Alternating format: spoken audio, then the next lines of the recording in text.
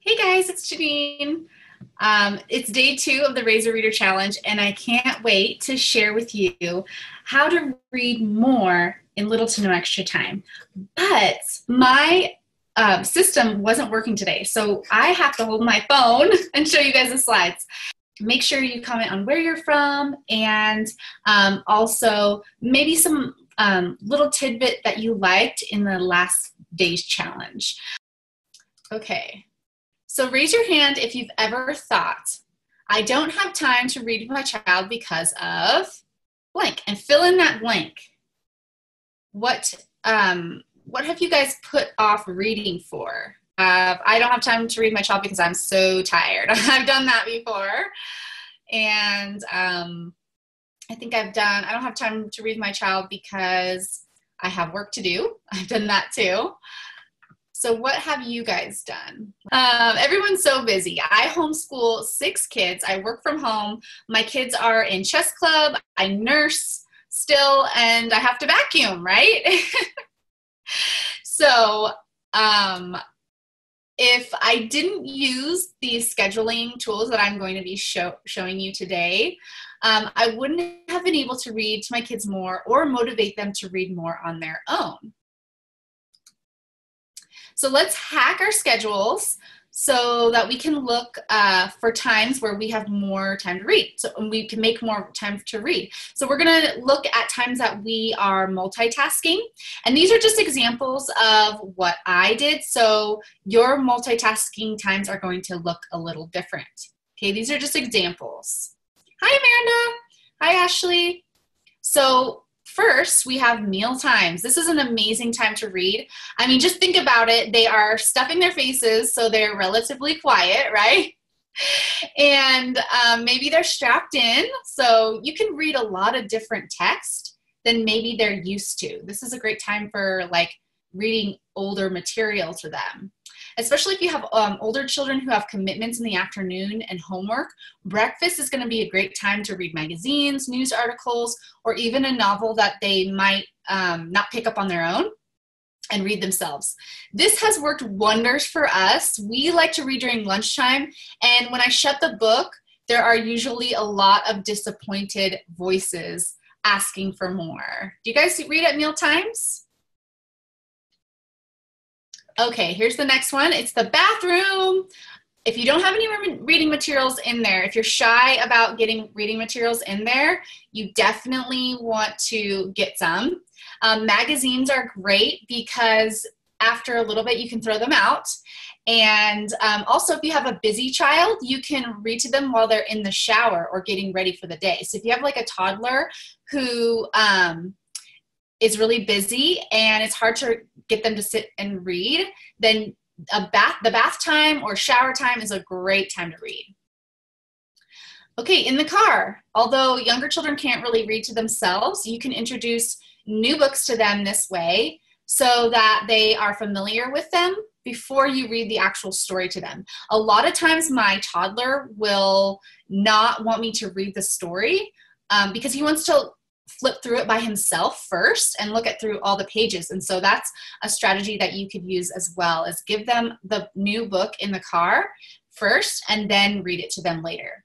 Okay, so maybe you have some books that you cannot stand reading over and over and over.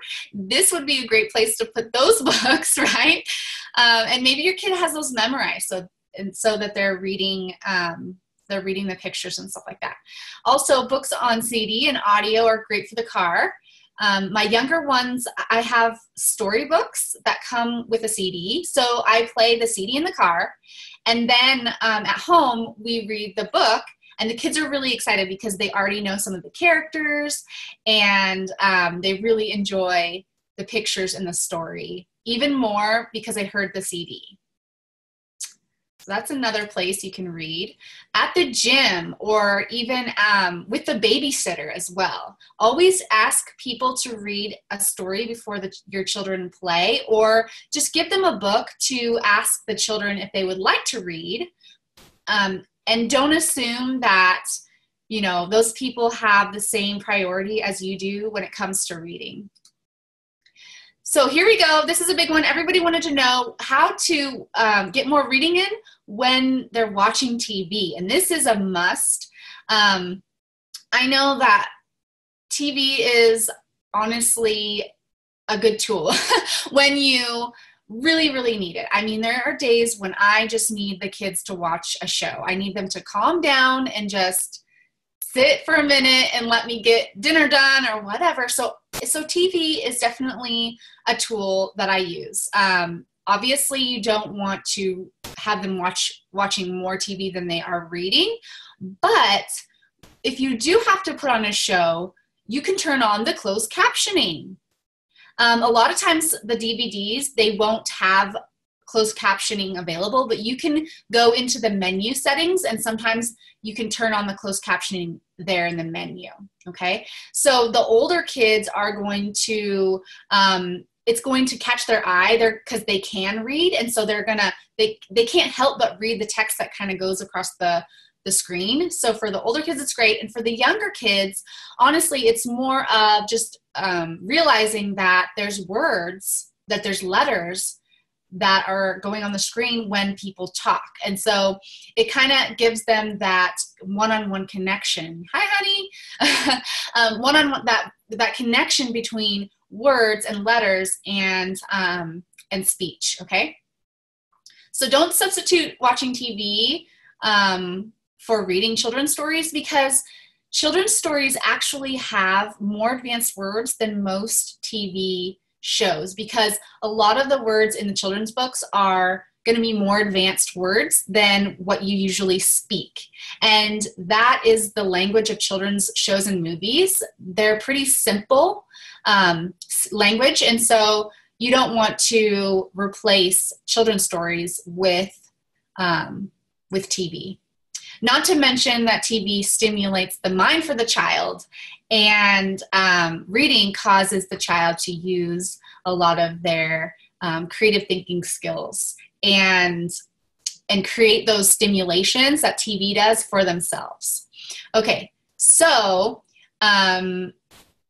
yes, so that's the TV, watching the TV. They can read while they're watching TV.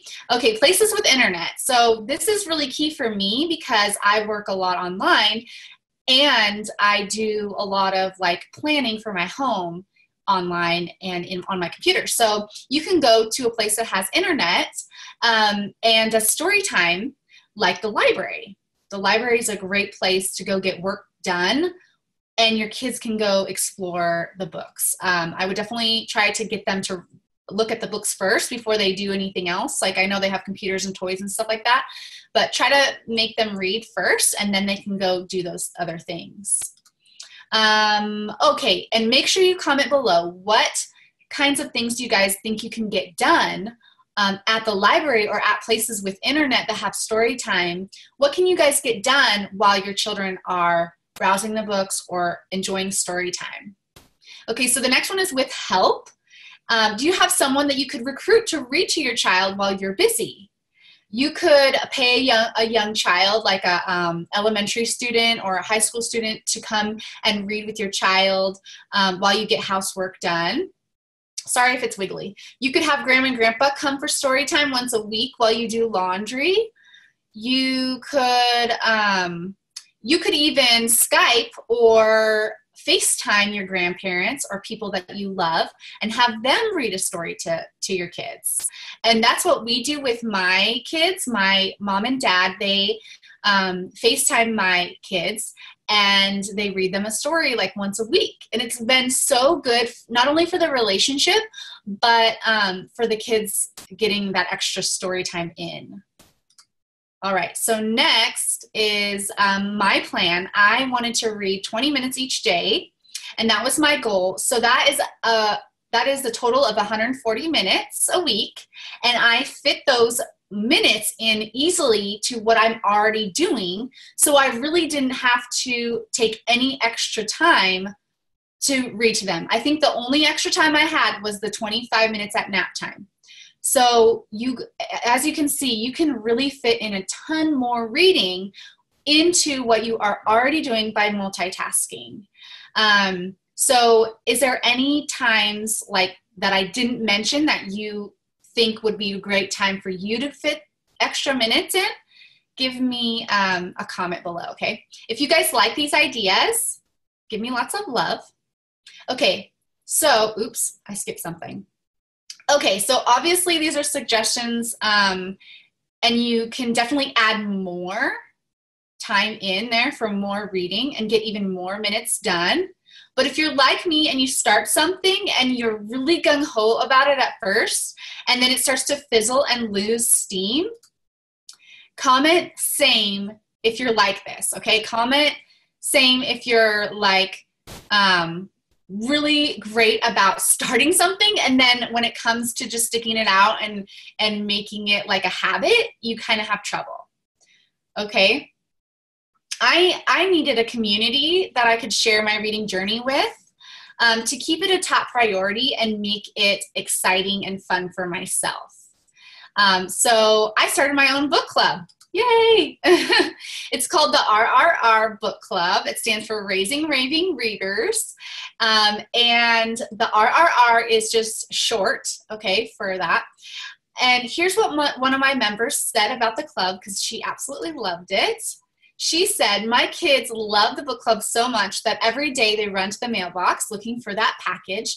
I love unplugging for the next hour to read and relax together. Thank you, Janine, for serving us this way and making it such a fun experience. I love it. It's such an amazing, amazing club for the kids, and we have a special month that we do in the beginning of summer to just kick off everything and get you guys started off right. Tomorrow, day 3, we're going to be talking about incentives that work, and you're going to learn what makes the best incentives, okay? I hope you guys will join me tomorrow. I'll see you later. Bye.